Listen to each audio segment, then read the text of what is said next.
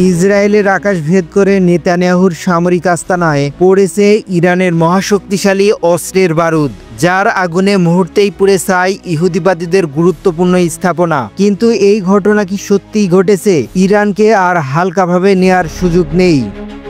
দেশটি এবার দেখিয়ে দিয়েছে তাদের সামরিক ও বৈজ্ঞানিক সক্ষমতা।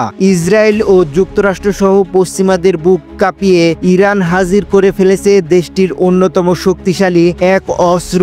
সেই অস্ত্রের মাধ্যমে মধ্যপ্রাচ্যে নিজেদের শক্তির জানান দিল তেহরান।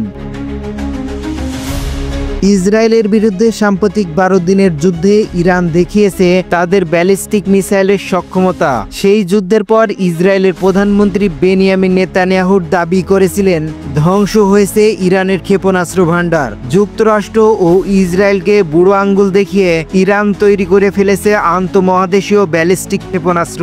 ইসরায়েলে সরাসরি হামলা না চালিয়েও ইরান দেখিয়ে দিয়েছে নতুন এই অস্ত্রের সক্ষমতা। কিন্তু প্রশ্ন হলো, এই মিসাইলের সাথে ইরানের বাকি অন্যান্য ক্ষেপণাস্ত্রগুলোর পার্থক্যটা ঠিক কোথায়? অবশ্যই না। বিশ্লেষকরা বলছেন আঞ্চলিক শত্রুদের মোকাবেলা করার পাশাপাশি আন্তঃমহাদেশীয় ব্যালিস্টিক মিসাইল দিয়ে মূলত দীর্ঘ দূরত্বে থাকা শত্রুর আস্তানা ধ্বংস করার মূল লক্ষ্য।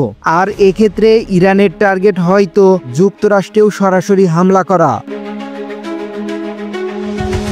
এদিকে নতুন এই মিসাইলটির সফল পরীক্ষা চালানোর কথা নিশ্চিত করে ইরানের পার্লামেন্ট সদস্য মোসাহেন জাঙ্গি বলেন, সম্প্রতি আমরা দেশের সবচেয়ে উন্নত ক্ষেপণাস্ত্রগুলোর মধ্যে একটি সফল পরীক্ষা চালিয়েছি, যেটি আন্তঃমহাদেশীয় ব্যালিস্টিক ক্ষেপণাস্ত্র। 20 সেপ্টেম্বর এক প্রতিবেদনে বিষয়টি নিশ্চিত করেছে যুক্তরাজ্য ভিত্তিক সংবাদ মাধ্যম ইরান ইন্টারন্যাশনাল। তবে নতুন এই মিসাইলটির মডেল কিংবা সাংকেতিক নাম প্রকাশ করেননি ইরান সরকার। অন্যদিকে নিজেদের পারমাণবিক বোমা পরীক্ষা চালানোর দিকে ইঙ্গিত করে ইরানের পার্লামেন্টের আরেক সদস্য আহমেদ নাদেরি বলেছেন, জাতিসংঘের সাথে করা পরমাণু নিরস্ত্রীকরণ চুক্তি এনপিটি থেকে বেরিয়ে আসা এবং শেষ পর্যন্ত পারমাণবিক বোমার পরীক্ষা করাই হবে আমাদের জন্য একমাত্র বিকল্প। যে দেশে পারমাণবিক অস্ত্র নেই তারাই পশ্চিমাদের অপশাসনের শিকার হয়েছে। সময় এসেছে কঠিন অথচ প্রয়োজনীয় এই সিদ্ধান্ত গ্রহণের।